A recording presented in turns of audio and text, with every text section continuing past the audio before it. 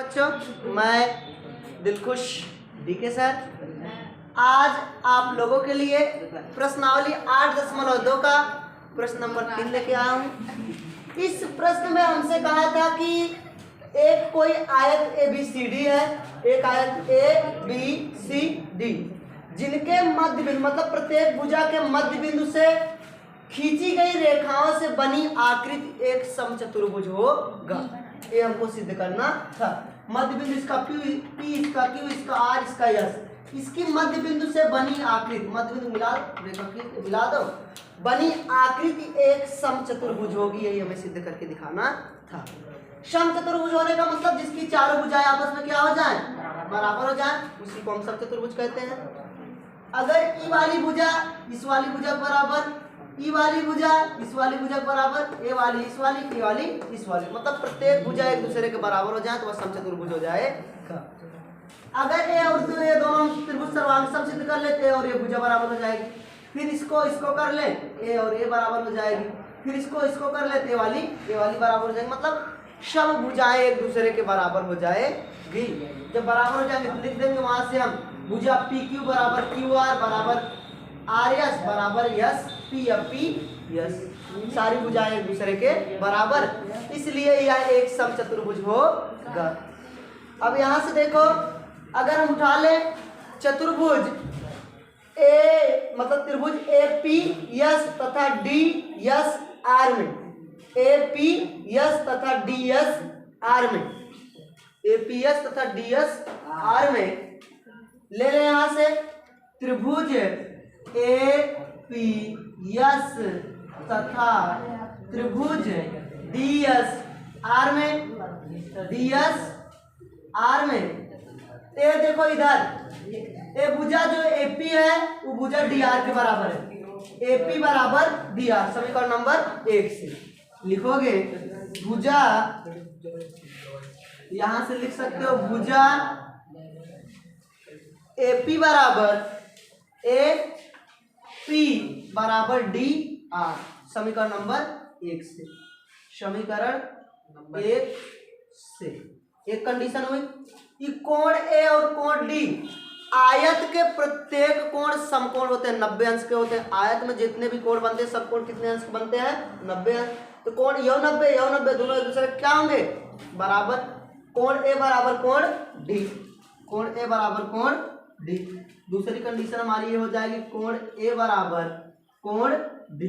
आयत के प्रत्येक कोण 90 अंश के होते हैं, अर्थात समकोण है, समकोण है। दो कंडीशन बराबर हो गई।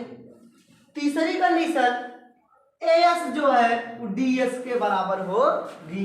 भुजा AS बराबर DS, AS बराबर DS समीकरण नंबर 2। ये मध्य बिंदु है, जितना इधर उतना ही नीचे। प्रश्नों में दिया गया, चाहे ऐसे लिख सकते हो चाहे समीकरण नंबर 2 से। यहां से लिखोगे अगली कंडीशन जो है भुजा AS बराबर DS, AS बराबर DS, ये दिया गया समीकरण नंबर 2 में, समीकरण नंबर 2 में। यहां से 1 2 3 कंडीशन हो गई।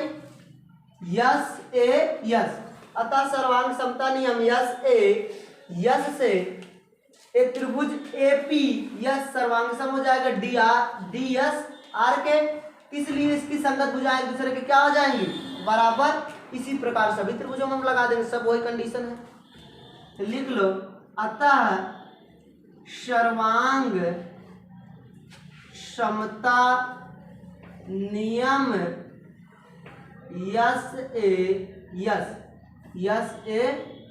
से त्रिभुज APS सर्वांग सम होगा। त्रिभुज A की संगत में D, उसके बाद P की संगत में R, उसके बाद यस की संगत में ऐसे ही है यस। त्रिभुज APS सर्वांग सम होगा DR यस के, इसलिए इनकी संगत भुजाएं आपस में बराबर होंगी।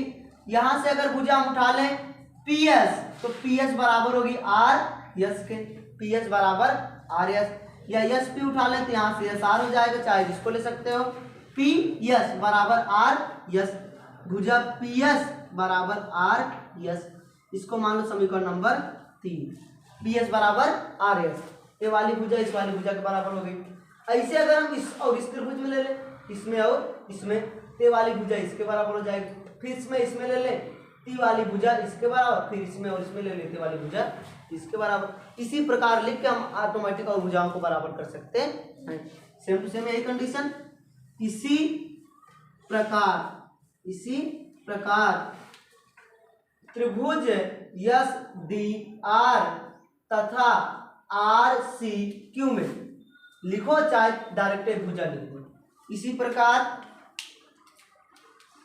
भुजा यस आर बराबर होगी आर क्यू की, यस आर बराबर चाहे क्यू आर लिख दो, चाहे यस आर, चाहे जो लिख दो क्यू आर के, समीकरण नंबर 4।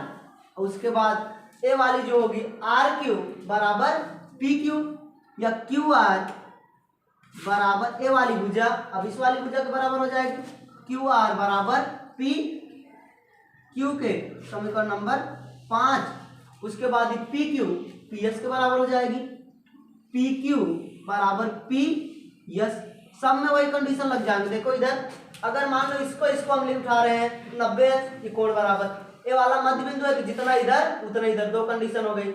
इधर से वाले आयत की समूह भुजाएं हैं, जब लोग पूरे में इतना रहेगा, इसमें भी इतना रहेगा, इधर से दो दो जोड़ोगे तो एक ही भाग निकल के आ जाएगा, ती वाली भाग इस वाले भाग के बराबर हो जाएगा, जो मैं निकाल के दिखाया हूँ रफ्तार।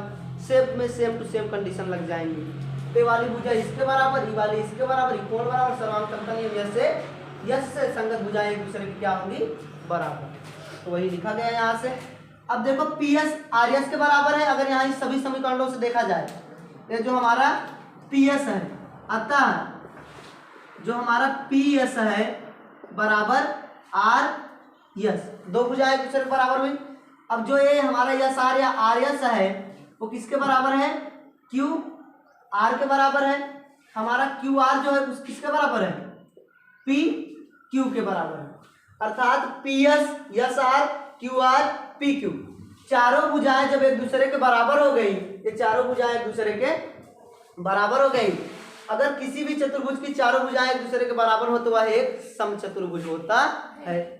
वर्ग होता है लेकिन इसमें 90 अंश का कोण नहीं बनेगा, तो वर्ग होने की कोनो कंडीशन ही नहीं है, अर्थात यह एक समचतुर्भुज होगा। यहाँ से इसकी चारों भुजाएं बराबर हैं, इसलिए यह एक समचतुर्भुज होगा, इसलिए यह एक सम चतुर्भुज होगा। यह का मतलब वही P Q R yes, P Q R yes एक समचतुर्भुज होगा।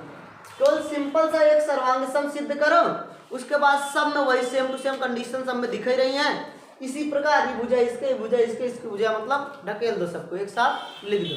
लिखने के बाद ऑटोमेटिक जब सारी कंडीशनें बराबर हो जाएंगी तो वह जो चतुर्भुज बनेगा समचतुर्भुज हो ही जाएगा।